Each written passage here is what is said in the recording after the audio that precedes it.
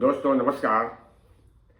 क्या आप जानते हैं कि इंडिया के किस जगह को स्कॉटलैंड ऑफ इंडिया कहा जाता है? आइए आज पुनः मेरे चैनल वर्ल्ड ट्रैवलर कल्याण पर आपको विदेश यात्रा की जगह इंडिया का स्कॉटलैंड कहे जाने वाले भारत के कर्नाटक राज्य में स्थित कुर्ग की यात्रा पर लेकर चल रहे हैं। यह खूबसूरत हिल स्टेशन अपनी उत्तम जलवायु, पहाड़ी श्रृंखलाओं और कॉफी बागानों तथा प्रकृति प्रेमियों और सैलानियों के लिए किसी स्वर्ग से कम नहीं है। यहाँ की वादियाँ, झरने, जंगल, घाटियाँ और वातावरण स्कॉटलैंड के इलाकों से मिलते जुलते हैं, जो पर्यटकों को भाव विभोर कर देता है। कुर्ग हिल स्टेशन सुगंधित मसालों और कॉफ़ी के बागानों के लिए भी मशहूर है। कुर्ग को कोडाकू नाम से भी जाना जाता है। यह हिल स्टेशन कर्नाटक में है। इसका हेडक्वार्टर मडिकेरी है। अब प्रश्न उठता है कि पर्यटन के लिहाज से कुर्ग शहर और उसके आसपास में आपके लिए क्या है? पहाड़ियों के बीच बसा यह खूबसूरत हरा भरा जिला आउटडोर एक्टिविटीज के लिए क्यों बेहतरीन है? लेकिन इससे पहले यह जानना जरूरी है कि कुर्ग पहुंचा कैसे जाए। तो दोस्तों, अगर आप ट्रेन से जाना चाहते हैं तो आप कर्नाटक के मैसूर तक ट्रेन से जा सकते हैं। मैसूर स्टेशन कुर्ग के सबसे नज़दीक है। दोनों के बीच की दूरी लगभग 95 किलोमीटर है। मैसूर स्टेशन देश के लगभग सभी बड़े स्टेशनों से कनेक्टेड है। मैसूर के अलावा मंगलौर तक भी आप ट्रेन से जा सकते हैं और वहाँ से 150 किलोमीटर केटीटीसी की रेगुलर बसें चलती रहती हैं या प्रीपेड टैक्सी ले सकते हैं। वैसे हासन भी कुछ महत्वपूर्ण ट्रेन रुकती है। आप नक्शे पर देखें तो शायद आपको कुर्ग के लोकेशन की वास्तविक जानकारी मिल सके। लेकिन यदि आप बाई एयर ट्रेवल करना चाहते हैं तो आपके लिए कुर्ग के सबसे जो नज़दीक डोमेस्टिक एयरपोर्ट है वो है मंगलौर। 150 किलोमीटर है मंगलौर। और नज़दीकी जो इंटरनेशनल एयरपोर्ट है वो है बेंगलुरु, जो कुर्ग से लगभग 265 किलोमीटर है। इन एयरपोर्ट के लिए आपको spice jet, Indigo, air India की फ़्लाइट मिल सकती हैं और दिल्ली, मुंबई, चेन्नई, कलकत्ता, हैदराबाद से इन एयरपोर्ट्स की डायरेक्ट फ्लाइट भी उपलब्ध है। अब आपका अगला प्रश्न होगा कि कुर्ग घूमने का सबसे अच्छा समय क्या है? कुर्ग की यात्रा के लिए सितंबर से जून सबसे अच्छा समय है। वैसे सुखद जलवायु और शानदार परिदृश्य के कारण इस खूबसूरत हिल स्टेशन पर साल भर दुनिया भर से लोग इसकी कोमल ढलानों पर आते हैं। अब अगला प्रश्न यह भी है कि आप कुर्ग में अगला प्रश्न यह भी है कि आप कुर्ग में रुके कहाँ? वैसे तो कुर्ग में 3 एपिसेंटर हैं, मडिकेरी, विराजपेट और कुशलनगर। परंतु मडिकेरी कुर्ग का मुख्य शहर है और यह जिला मुख्यालय के रूप में भी काम करता है। इसलिए ज़्यादातर होटल और रिजॉर्ट्स मडिकेरी में हैं। दूसरा कारण है कि ऊंचाई पर है, इसलिए ठंडा भी रहता है। कोडागू के अन्य जो प्रमुख शहर हैं वो विराजपेट और कुशलनगर हैं, पर कुशलनगर फुट हिल पर है, इसलिए थोड़ा गर्म है। मेरी राय में मडिकेरी बेस्ट है। अब आते हैं टूरिस्ट के लिए आप कुर्ग में करने के लिए कौन कौन सी आश्चर्यजनक जगहें हैं जो आपको मंत्रमुग्ध और तरोताज़ा कर देंगी। अगर आप कुर्ग किसी भी माध्यम से सुबह पहुंचते हैं तो आप उस दिन को भी यूटिलाइज कर सकते हैं। आराम थोड़ा होटल में कर लीजिए और जब फ्रेश होकर पोस्ट लंच में मडिकेरी शहर को घूम सकते हैं, लोकल साइट सीइंग मतलब। अन्यथा आप दूसरे दिन शुरुआत करिए तो बेहतर होगा। तो आइए सबसे पहले दूसरे दिन हम चलते हैं सबसे पहले एबी फॉल्स झरना। यह आश्चर्यजनक झरना घने जंगल के बीच स्थित है जो एक बेहतरीन दृश्य पेश करता है। पानी लगभग 70 फीट की ऊंचाई से गिरता है जिससे एक सुरम्य वातावरण बनता है और प्रकृति प्रेमियों और फोटोग्राफों के शौकीनों के लिए एकदम सही जगह है। काफी बगानों के बीच से उतरते हुए पर्यटक एबी फॉल्स तक पहुंच सकते हैं, लेकिन काफी नीचे उतरना पड़ता है। परंतु एक बार जब आप वहां पहुंच जाते हैं तो पानी के तेज बहाव की आवाज निश्चित रूप से आपको आपकी इंद्रियों को शांत कर देगी। आप झरने के तल पर स्थित पूल में भी डुबकी लगा सकते हैं, लेकिन सावधान रहने की सलाह दी जाती है क्योंकि चट्टानें फिसलन भरी भी हैं। एबी फॉल्स अपने परिवार और दोस्तों के साथ कुछ समय बिताने और प्रकृति की सुंदरता का आनंद लेने के लिए एक शानदार जगह है। अब आइए दोस्तों, दूसरा हमारा जो पड़ाव होगा वो है मंडल पट्टी। मंडल पट्टी पहाड़ी है, विशेष रूप से अपनी जीप सवारी के रोमांच के लिए प्रसिद्ध है।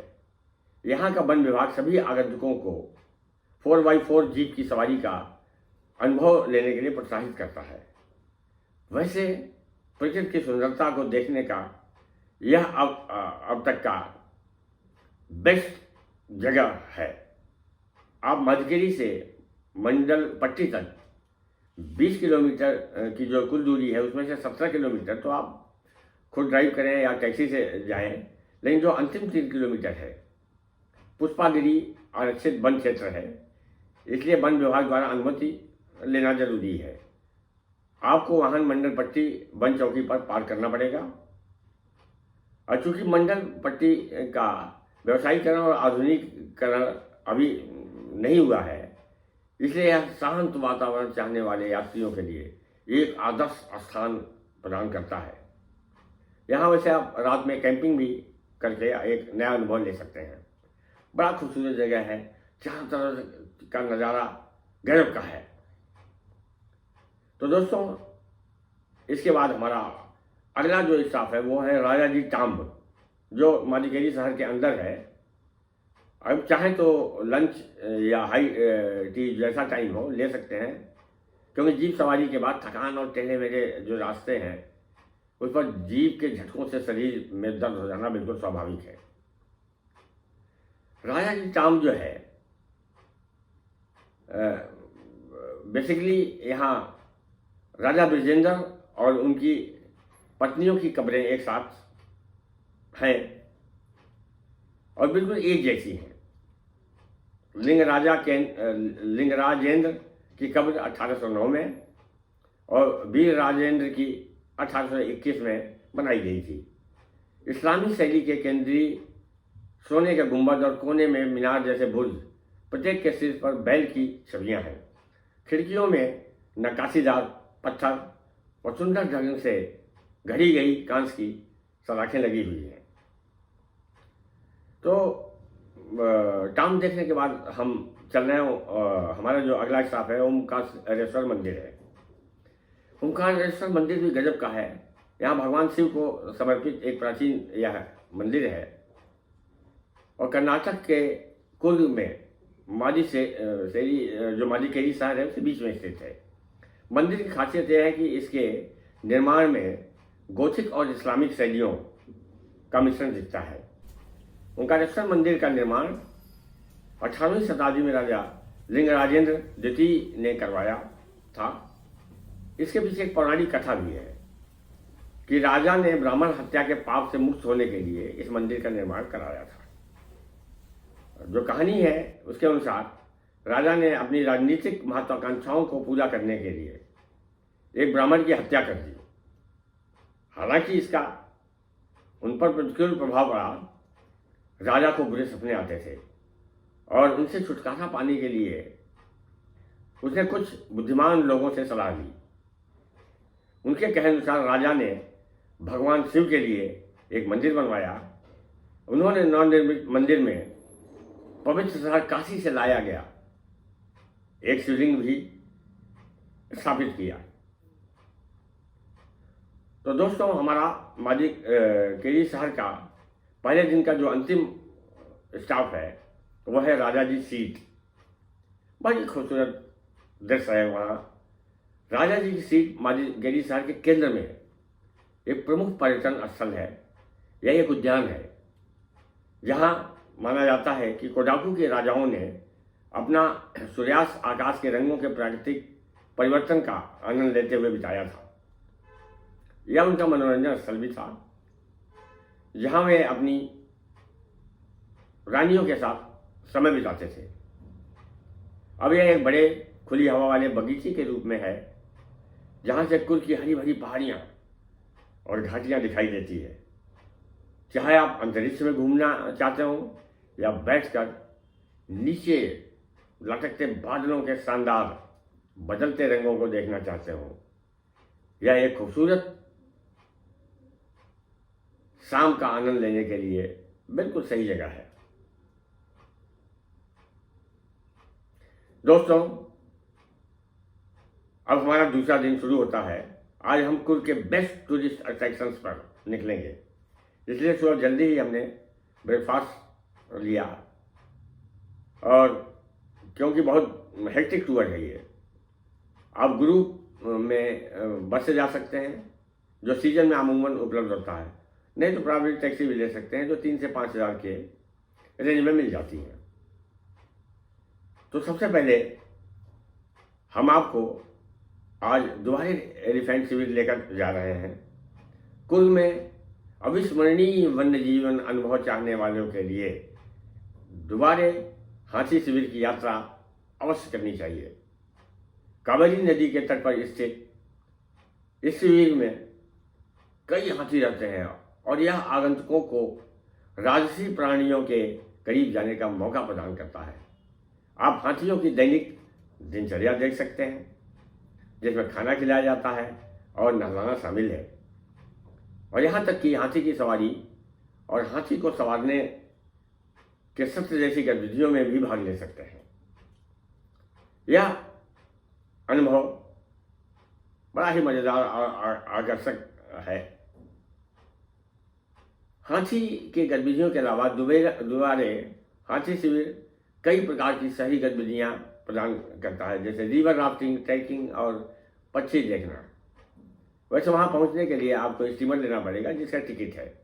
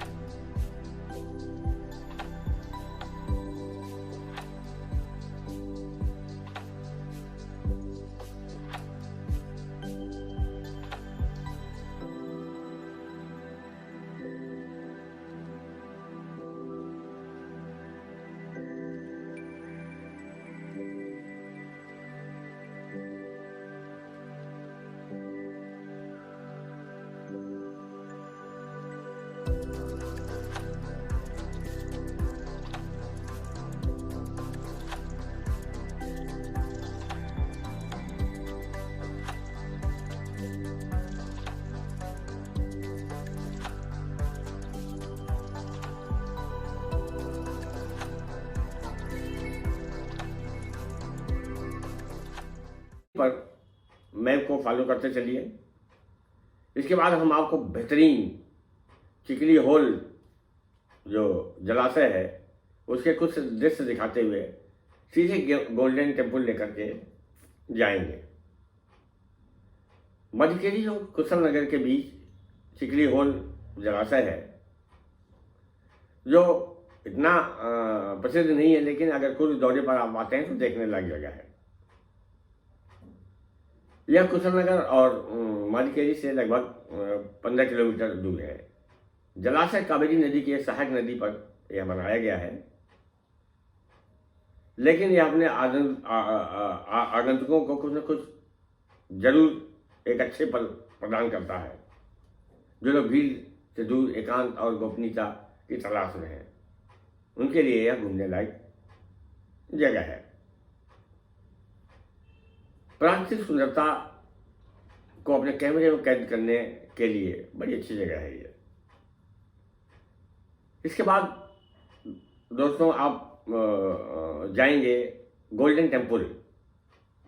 बहुत अच्छी जगह है, लेकिन कुछ कारणों से मठ बंद था, इसलिए हम नहीं देख पाए। बाहर से हम आपको दिखाते हैं और इसके बारे में बताते हैं। नाम ट्रोलिंग मठ, जिसे स्वर्ण मंदिर के नाम से जाना जाता है, भारत में सबसे बड़ी तिब्बती बस्तियों में से एक है। कोडागू जिले के कुशलनगर में लगभग 5 किलोमीटर दूर वायलाकुप्पे में स्थित स्वर्ण मंदिर परिसर लगभग 16,000 शरणार्थियों और 600 भिक्षुओं का घर है। नाम ट्रोलिंग मठ का मुख्य प्रवेश द्वार एक आकर्षक 4 मंजिला मीनार है। मंदिर के अंदर मुख्य आकर्षण जो केंद्र है उसमें भगवान बुद्ध की मूर्तियां हैं और दोनों तरफ भगवान अमितायस और भगवान पद्मसंभव की मूर्तियां हैं। यह स्वर्ण मंदिर सुबह 9 बजे से शाम 6 बजे तक खुला रहता है। दोस्तों, इसके बाद जो हम जा रहे हैं वो है निसर्गधामा।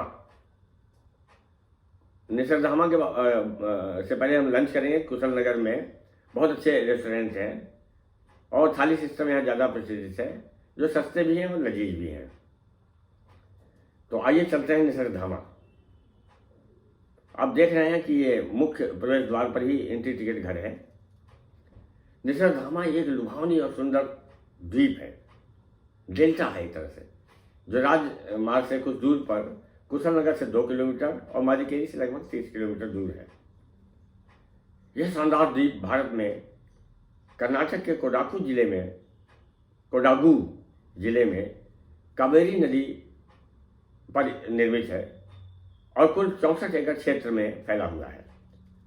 वन विभाग द्वारा एक पर्यटक स्थल के रूप में 1989 में इसकी स्थापना की गई थी, जो सुरम पिकनिक स्थल है। घने बांस के पेड़ हैं, सागौन के पेड़ हैं और चंदन के हरे भरे पत्तों के साथ नदी के किनारे सुंदर काटेज भी बने हुए हैं।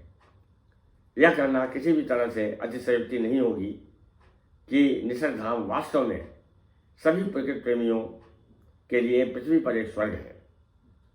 वास्तव में निसर्गधाम उन पर्यटकों और आगंतुकों के लिए एक आदर्श स्थान है जो अपने प्रियजनों के साथ प्रकृति की गोद में शांति के कुछ पल बिताना चाहते हैं।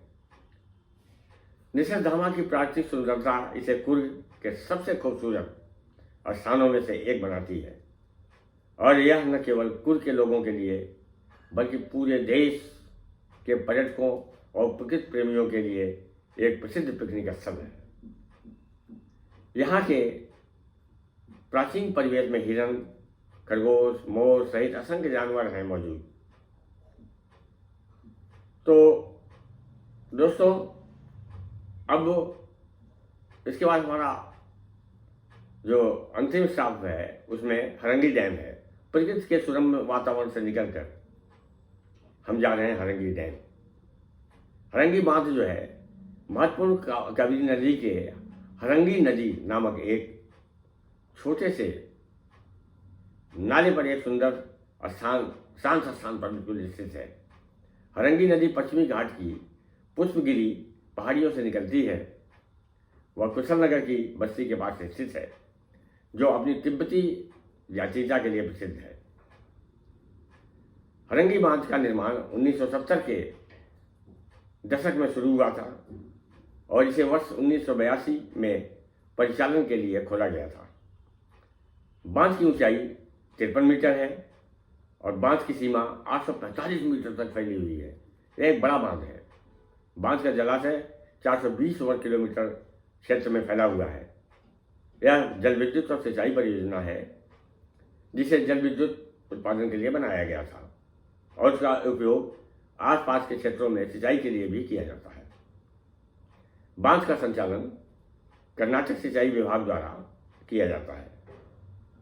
हरंगी बांध को जल आपूर्ति का जो प्राथमिक स्रोत है वो दक्षिण पश्चिम मानसून है, जो जुलाई से अक्टूबर के महीने में इस क्षेत्र में आता है।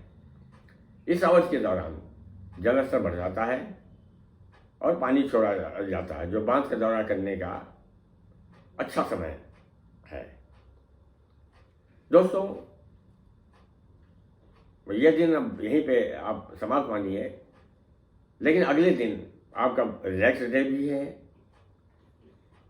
और आप इस दिन को लंच के साथ काफ़ी प्लांटेशन का टूर करिए और साथ में विंटेज कार म्यूजियम भी हम आपको दिखा रहे हैं।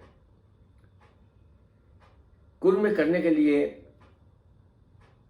काफ़ी प्लांटेशन सबसे अच्छी चीज़ों में से एक है।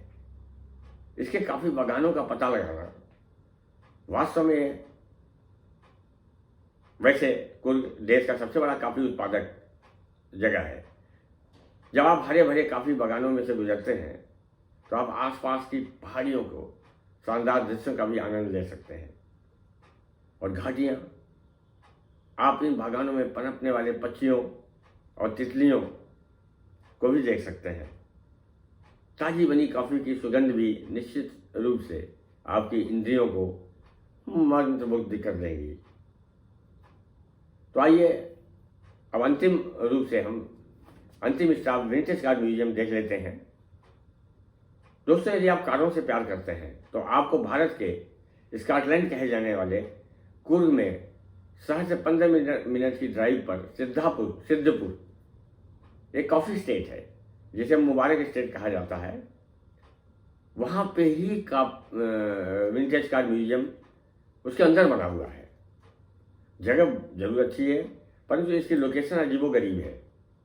यह जंगल के बहुत अंदर है। बड़ा रहस्यमयी लगता है कि पता नहीं क्यों करोड़ों डॉलर की संपत्ति इस जंगल में छिपी हुई है। इसके अलावा आपको ड्राइवर या एक ऐसे व्यक्ति की भी आवश्यकता पड़ेगी जो वहाँ की स्थानीय भाषा बोल सके, क्योंकि वे लोग अंग्रेजी या हिंदी नहीं जानते हैं। लेकिन है जगह बहुत अच्छी। कारों का जो कलेक्शन है वो काफ़ी विविध है, जिसमें 1927 तक की पुरानी कारें भी रखी गई हैं। एडल्ट टिकट की कीमत 100 रुपया है, महंगा नहीं है। इस रंगाने के बारे में मेरी राय यह है कि यदि आपको कारों से रुचि है तो यह निश्चित रूप से देखने लायक है, लेकिन आप ज़्यादा समय यहाँ बिता नहीं पाएंगे, बोरियत होने सी लगती है। फिर भी जगह बहुत अच्छी है। तख्तियों पे हर कार के बारे में लिखा हुआ है। तो दोस्तों हमारा कुर्ग का 3 या 4 दिन का टूर कैसा लगा? यदि आपको यह आइटिनरी पसंद आई हो तो कृपया वीडियो को लाइक करना तथा चैनल को सब्सक्राइब करना न भूलें। अगले एपिसोड में हम आपको बताएंगे कि इंडिया से जॉर्डन कैसे और कितने रुपए में 1 सप्ताह तक घूमा जा सकता है। धन्यवाद, नमस्ते।